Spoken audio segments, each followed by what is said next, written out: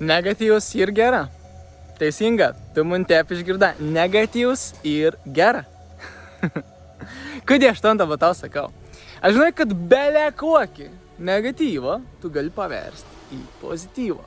Nes tu pasirenki, kaip tu nori jaustis, o ne tas negatyvs, kuris pagal definiciją tau reiškia, kad bloga emocija ir aš turiu blogą jaustis dabar ir kitaip nebus.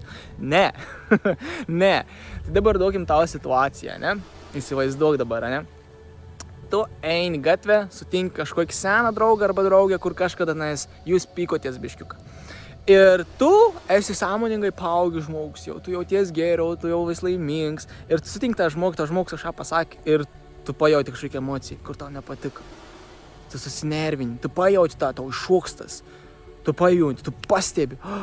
Aha, šitais tas žmogus pasakė man tą kažką, kur aš seniai buvau negirdėjusi, kažkodėl aš dabar taip jaučiuos. Ačiū! Ačiū! Ačiū tau! Koks tavo vardas ir bebūs tu žmogau. Ačiū tau, kad tu man šitais užtrigerinai.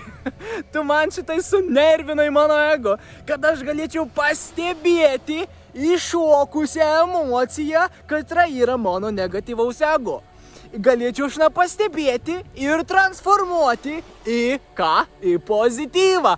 Ačiū tau! Viskas!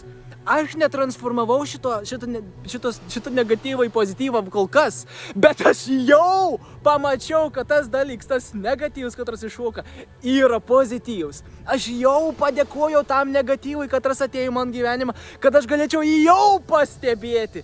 Tai jau ir panaudojams negatyvą kaip pozityvų.